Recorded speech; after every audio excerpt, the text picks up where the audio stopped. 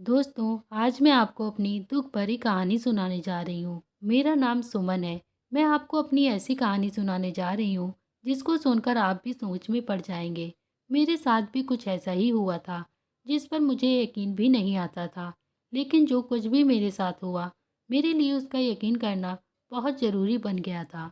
मगर मैं सच्चाई का पता लगाना चाहती थी।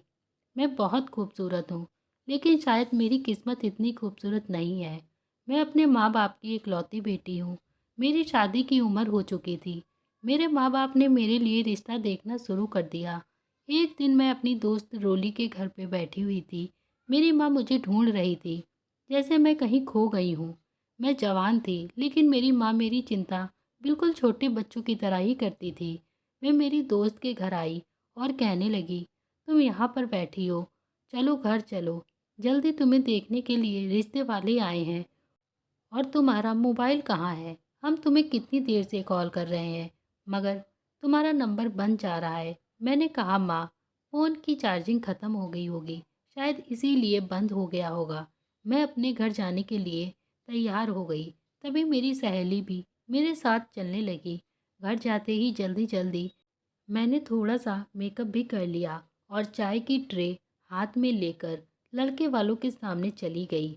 वह लोग तो मुझे देखकर ही हैरान ही रह गए थे, क्योंकि उन्होंने कहा कि आपकी बेटी तो बहुत ही ज़्यादा प्यारी है।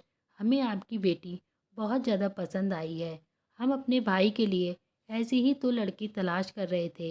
उन्होंने बताया कि उनके माँ बाप नहीं हैं, यानी मुझे देखने के लिए लड़की की बहन आई हुई थी। वे 3 बहनें थीं और तीनों की ही शादी हो चुकी थी। इसीलिए वे अपने छोटे भाई के लिए प्यारी सी और खूबसूरत सी लड़की ढूंढ रही थी और कहने लगी कि हमारे भाई का भी घर अलग है। रिश्ता बहुत अच्छा था। लड़का बहुत ज़्यादा तो खूबसूरत नहीं था, लेकिन इनकार करने वाली भी कोई वजह दिखाई नहीं दे रही थी। इसीलिए लड़का इतना बुरा भी नहीं था, बस उसका थोड़ा सा रंग सांवला था। मेरी माँ ने तो इस रिश्ते के लिए फ़ौरन ही हाँ कर दी थी, क्योंकि मेरी माँ को यह रिश्ता बहुत पसंद आ गया था। उस लड़के की बहनों की यही एक शर्त थी कि शादी को जल्द से जल्द हो जाए, क्योंकि वह तीनों ही बहनें अपने अपने ससुराल में थीं और उनके पास इतना वक्त नहीं था कि वे अपने मायके में भी वक्त गुजार सकें। जिनमें से एक बहन तो शहर से बाहर रहती थी, लेकिन अभी अपने भाई के लिए लड़की देखने के लिए कुछ दिनों के लिए ही आई हुई थी। मेरी माँ ने भी कहा कि रिश्ता हाथ से निकल जाएगा, क्योंकि वह लड़का घर में अकेला रहता था और बहुत ज़्यादा वो लोग अमीर, और सबसे अच्छी बात तो यह थी कि उस लड़के का घर मेरे घर से काफ़ी ही करीब था। यह बात तो हमें पहले से ही पता थी कि इस घर में कोई लड़का रहता है जो भी अकेला रहता है, मगर उसके माँ बाप नहीं हैं। लेकिन क्योंकि इस घर में कभी कोई औरत नहीं थी, इसीलिए वहाँ कोई आता जाता भी नहीं था और हमने भी कभी ज़्यादा मेल मिलाप भी नहीं रखा था। मुझे क्या पता था कि इसी घर से मेरे लिए रिश्ता आ जाएगा। जिस लड़के से मेरी शादी होने वाली थी, उसका नाम रोहित था और सुना था कि जिस लड़के से मेरी शादी होने वाली है, वह काफ़ी अच्छा और मेहनती लड़का है। कुछ दिनों के बाद ही मेरी शादी हो गई और मेरी शादी करके मैं अपने पड़ोस में ही चली गई थी। जब मेरा दिल करता तो मैं अपने मायके चली आती थी अपने माँ बाप से मिलने के लिए। मेरे पति ने भी मुझ पर कभी भी इसलिए रोक टोक नहीं की थी और मेरी तीनों नंदें अपने भाई की शादी करवाने के बाद अपने अपने घरों को लौट कर चली गई हुई थी। और वे तीनों बहनें बहुत ही कम अपने मायके आती थीं, क्योंकि वे अपने ससुराल में बहुत खुश थीं। मैं भी अपने ससुराल में बहुत ज़्यादा खुश थी। हर किसी को अपने घर और अपने पति के बारे में बहुत खुशी खुशी बताया करती थी। मेरी माँ भी कहती थी कि सबको ये बातें नहीं बताते हैं, नज़र लग जाती है, क्योंकि ऐसा आराम और अच्छा पति हर किसी के भाग्य में नहीं लिखा होता है, जिसमें ना कोई सास हो और ना ही कोई नंद। बस घर बड़ा हो और पति भी इतना प्यार करने वाला हो, तो हर लड़की ही चाहती है कि ऐसा परिवार उसे मिले। लेकिन मेरे मुंह से तो यह बात निकल ही जाती थी कि मेरे पति बहुत अच्छे हैं, क्योंकि मेरी शादी के बाद वो मेरा बहुत ज़्यादा ख्याल रखते थे और मैं बहुत ज़्यादा खुश थी। एक दिन मेरे पति ने मुझसे कहा कि आज शाम को मैं तुम्हें शॉपिंग पर ले जाऊंगा। मैंने सोचा रोहित मेरे लिए इतना सब कुछ करते हैं तो मुझे भी उनके लिए आज कुछ अच्छा और स्पेशल करना चाहिए। मैंने अपने हाथ से बहुत अच्छा सा खाना बनाना चाहिए। जबकि मेरे घर का सारा खाना मेरे नौकर बनाते थे। एक पत्नी अपने पति के लिए और क्या कर भी सकती थी, या तो अच्छे से तैयार हो जाए या फिर उसके लिए उसकी पसंद का खाना बनाए और उसकी हर बात मान ले।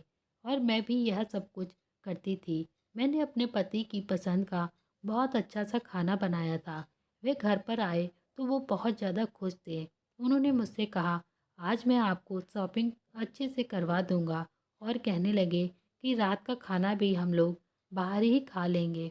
मैंने उन्हें बताया कि मैंने आपके लिए आपकी पसंद का ही खाना बनाया है, जो कि मैंने अपने हाथों से बनाया है, इसीलिए हम घर पर ही खाना खा लेते हैं।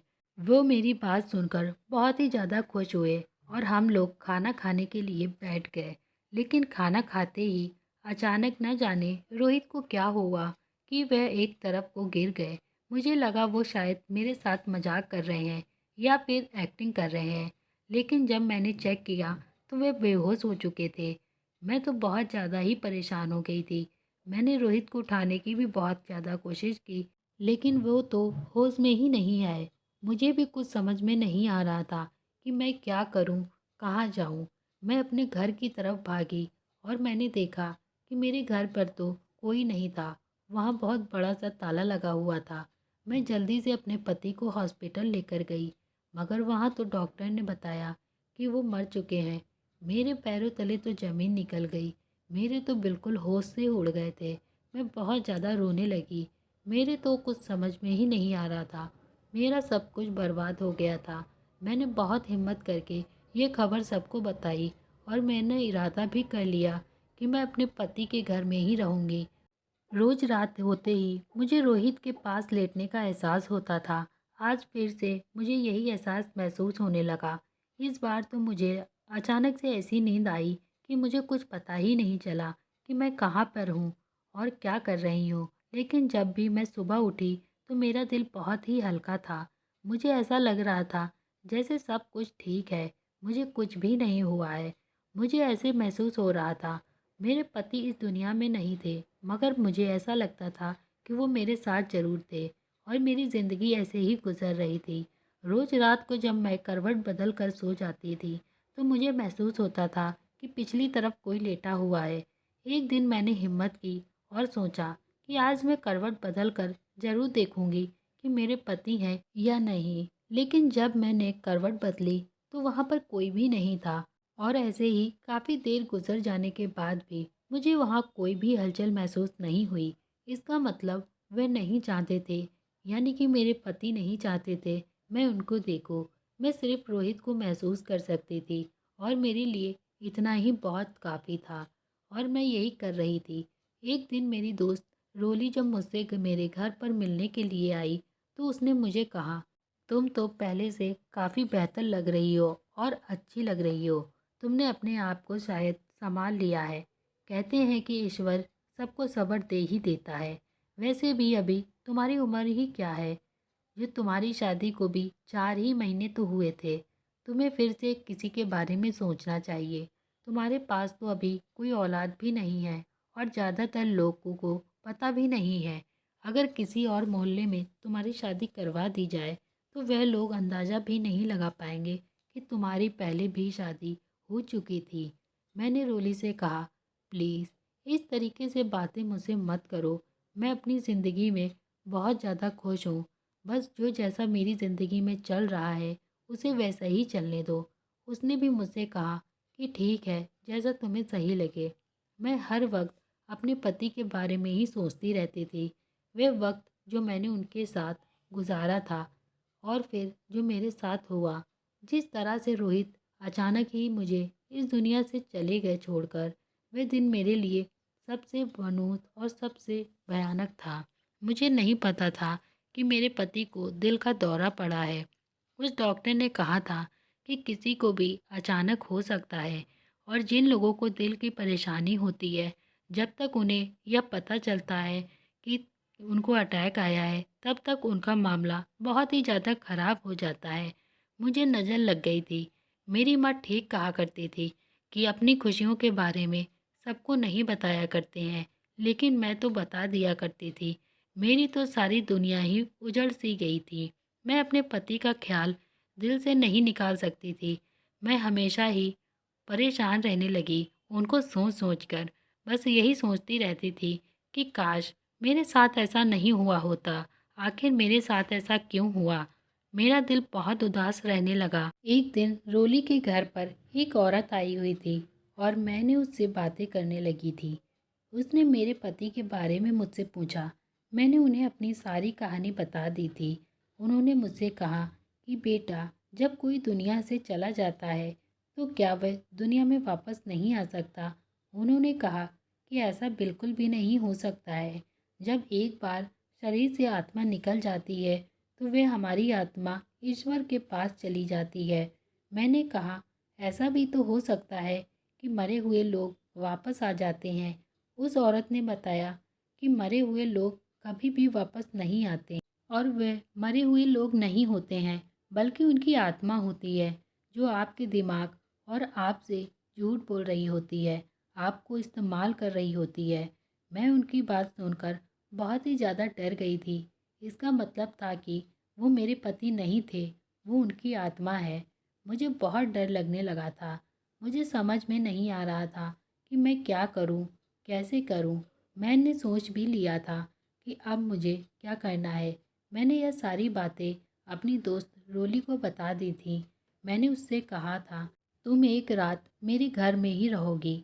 उसे भी बहुत ज़्यादा डर लग रहा था, लेकिन मैंने उसे किसी भी तरह से मना लिया था। उसने कहा ठीक है, लेकिन हम पूरी रात सोएंगे नहीं, और अगर ज़रा से अब कुछ हुआ तो मैं तुम्हारी माँ के घर भाग जाऊंगी। मैंने उससे कहा कि हाँ ठीक है, मैं भी तुम्हारे साथ भाग जाऊंगी, क्योंकि मैं खुद कौन सी इतनी ज़्यादा बहादुर हूँ जो यहाँ पे रुक जाऊंगी। मुझे भी तो कितना डर लग रहा है। वह मेरे साथ मेरे घर आ गई और मैंने उससे कहा कि तुम मेरी जगह पर लेट जाना, क्योंकि जैसे ही मैं करवट बदलती हूँ मुझे कुछ भी महसूस होना बंद हो जाता है। इसीलिए मैं कमरे की लाइट भी बंद कर दूंगी और साइड पर खड़ी हो जाऊंगी। तुम मेरी जगह पर लेट जाना, फिर देखते हैं कि क्या होता है, कैसे उसकी आत्मा या मेरा पति आता है। मैंने आज कमरे में थोड़ी सी रोशनी कर दी थी, लेकिन अभी भी कोई ज़्यादा रोशनी नहीं लग रही थी। बस इतनी थी कि ठीक से कुछ भी नज़र आता जो भी कमरे में होता। मेरी दोस्त मेरी जगह पर लेट गई और वैसे ही बिल्कुल जैसे मैं लेट जाती थी।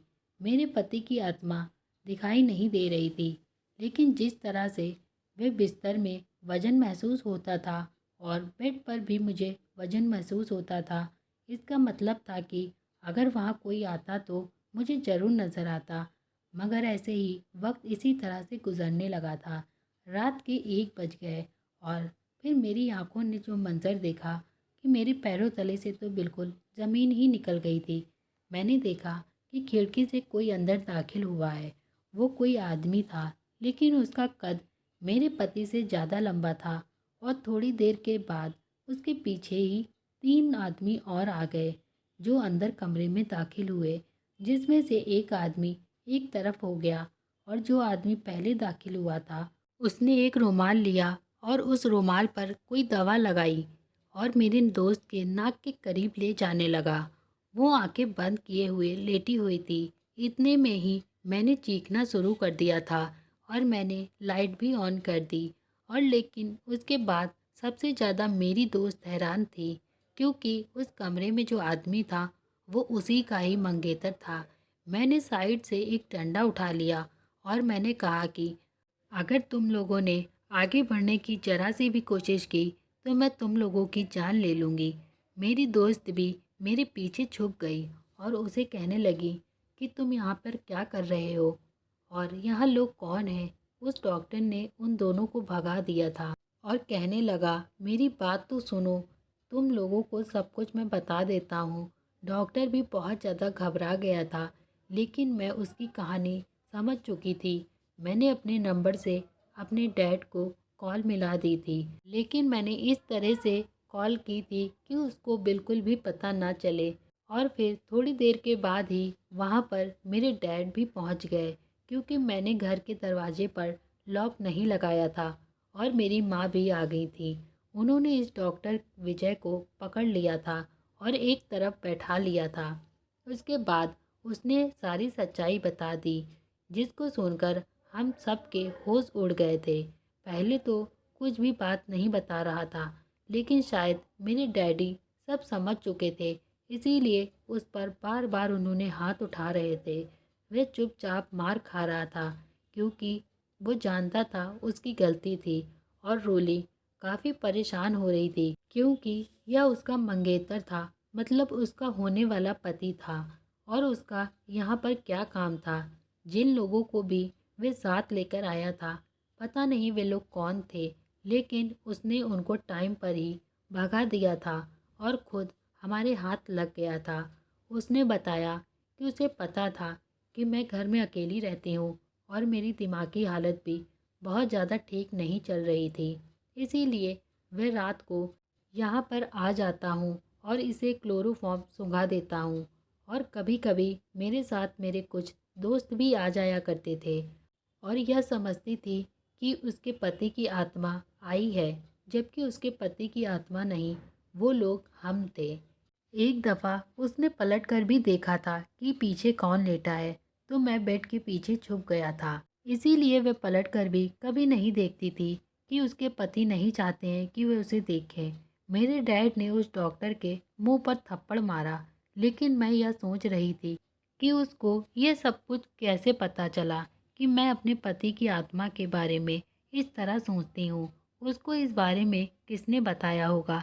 जब मैंने उससे यह सवाल किया कि तुम्हें किसने बताया है, ये सारी बातें तुम्हें कैसे पता है, तो उसने रोली की तरफ देखा और उसने अपना सिर झुका लिया। रोली ने बताया कि हम दोनों एक दूसरे से फ़ोन पर बात करते थे। तुमने मुझे यह बात बताई तो मैंने उसको भी बता दी, लेकिन मैंने तो इसे इस तरह से बिल्कुल भी नहीं बताई थी कोई बात। मैंने तो यह कहा था कि मेरी बेचारी दोस्त बहुत ज़्यादा दुखी है, अजीब अजीब से उसे सपने आते हैं और वह समझती है कि उसके पास उसके पति की आत्मा आती है उससे मिलने के लिए। मुझे नहीं पता था कि यह इतना घटिया और गिरा हुआ इंसान होगा, इस बात का ही फ़ायदा उठा लेगा। मैंने तो उसको यह बात ऐसे ही बता दी थी। मैंने अपना सिर पकड़ लिया और मेरे साथ इतना बड़ा हादसा हो गया था। मैं खड़े खड़े ही बेहोश हो गई थी, क्योंकि मेरे तो जैसे शरीर से जान निकल गई हो। मेरे डैड ने उस डॉक्टर को पुलिस के हवाले कर दिया। रोली ने उससे सारे रिश्ते ख़त्म कर लिए थे और मैं फिर से अपनी ज़िंदगी के एक बड़े दुख से निकलकर खुशी से नई शुरुआत करने लगी थी। मेरी गलती थी कि मैंने सारी चीज़ों को अपने दिमाग पर सवार किया हुआ था। जब एक इंसान दुनिया से चला जाता है तो वह इंसान कभी भी वापस नहीं आ सकता है। और अब मैं अपने माँ बाप के साथ ही उनके घर पर रहती हूँ। फ़िलहाल मैं किसी से भी शादी नहीं करना चाहती हूँ। मैं अपने आप को समय देना चाहती हूँ। मैंने सोचा है कि मैं अपनी लाइफ को एंजॉय करना चाहती हूँ। दोस्तों, मैं आप सभी से यही गुजारिश करूँगी कि आप किसी पे भी इतना भरोसा मत करिए जो आपके लिए ही खतरा बन जाए। आपको कभी भी किसी पे इतना भरोसा नहीं करना है और ना ही अपनी हर बात किसी को बतानी है जो लोग आपका फ़ायदा उठा लें। तो उम्मीद करती हूँ आज की कहानी आपको पसंद आई होगी। प्लीज़ चैनल को लाइक शेयर सब्सक्राइब ज़रूर करना अगर आपको आज की कहानी पसंद आई हो। Thank you.